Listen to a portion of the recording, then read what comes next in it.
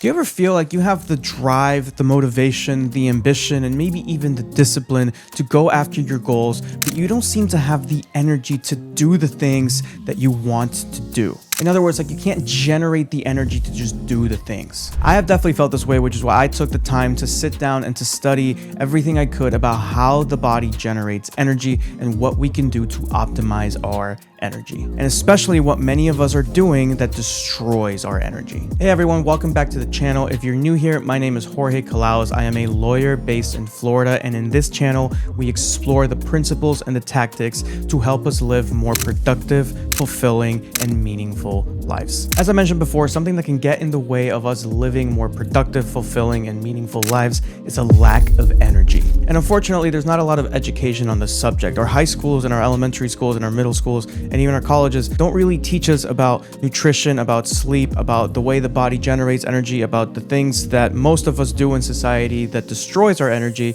We don't really get taught any of that. That's why in this video, I want to share with you 5 habits that you can start implementing today to significantly increase your energy levels. The first one is the habit of circadian consistency. Every one of us has a circadian rhythm. A circadian rhythm is a 24-hour cycle that our bodies and our brains go through to determine what part of the day we are in, because it needs to determine, is it time to eat, is it time to hunt, is it time to sleep, or is it time to do something else? So for example, if you're in a certain part of your circadian cycle where it's time to sleep, your body and your brain will release chemicals and will put you in a state that makes it easier for you to sleep. If you're in a part of the circadian cycle where you have to hunt, your body and your brain will release chemicals that helps you do that. And so the concept of circadian consistency is to set a consistent circadian rhythm for yourself. The way you do this is by going to bed at the same time every night and waking up at the same time every morning. When you do this, you set your circadian rhythm. So for example, if you're going to bed every night at 10 and waking up every morning at 7,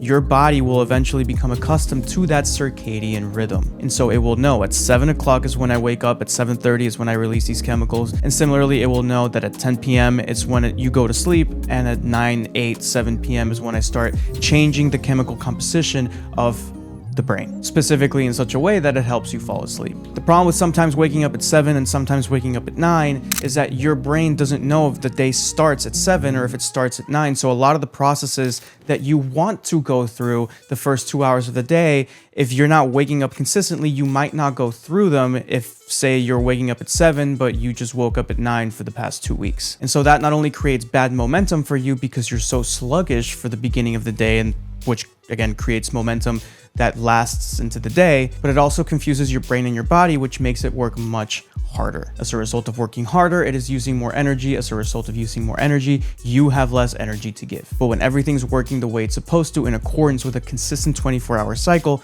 things work more like clockwork. If you have a Whoop, you know that this is actually a data point that the Whoop measures. It measures your sleep consistency. In other words, are you going to sleep at the same time every single night? The reason your Whoop keeps track of that is because a consistent circadian rhythm is at the base of high performance. Life in general is at the base of your circadian rhythm. Another way to create circadian consistency is with the second habit, which is light optimization. Studies have shown that morning sunlight, which is a low angle sunlight which hits your eyes and therefore your brain differently than daytime sunlight, gets recognized by the brain as morning sunlight, and it helps the brain release the certain chemicals that it should release at the beginning of the circadian cycle, aka at the beginning of the day. So that exposure to the morning sunlight reminds your brain that it is time to start the day, and it helps your brain release the chemicals that you need to get up and go. Likewise, on the other end of this is light optimization in the evening.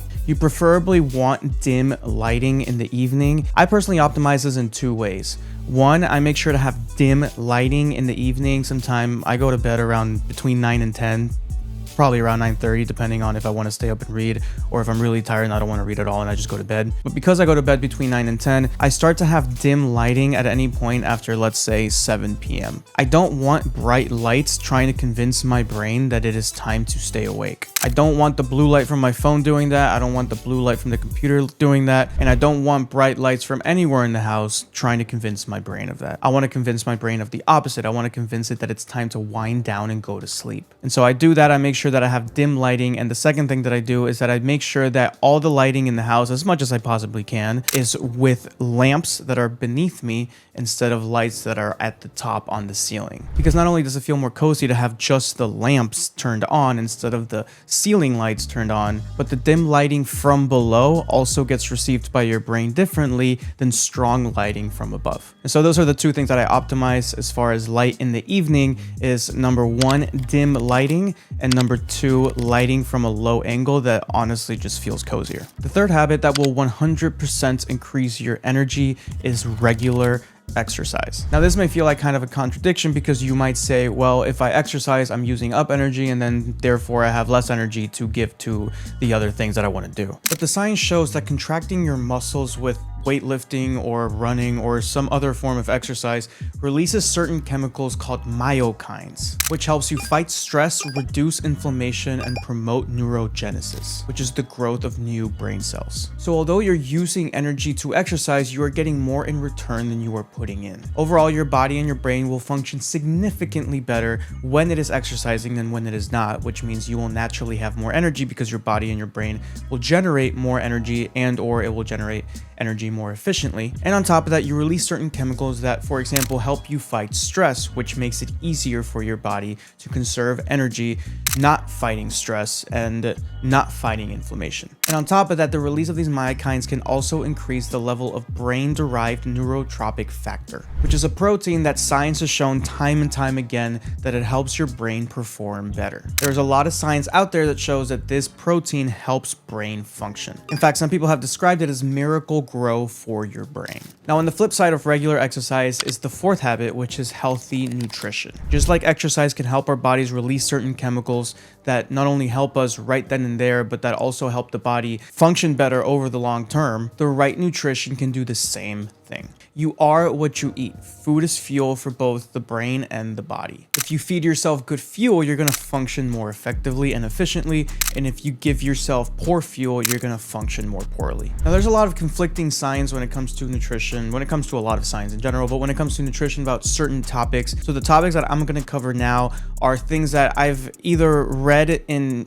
pretty much any book that I've gotten my hands on about nutrition. In other words, things that were consistent across those books and or things that I've personally experimented with that I know, at least for me, work well. The first thing that's important in your nutrition for a lot of reasons, but especially if you want to increase your levels of energy, is to get a lot of greens in your diet. This is something that's recommended by literally every book that I've ever read on nutrition. For example, in this book right here, Anthony DiClemente states that the optimal nutrition ratio for energy is 80% greens. Another book right here that's really good called Genius Foods by Max Lugavere, I'm sorry if I'm pronouncing your name wrong, also shares the importance of greens in general. Another thing that book, Genius Foods, talks about is the importance of getting healthy oils and healthy fats as opposed to bad oils and bad fats. Now, like I said, I won't go into the specifics of what is a healthy fat or what is not a healthy fat because you have saturated fats, you have monounsaturated fats, you have polyunsaturated fats,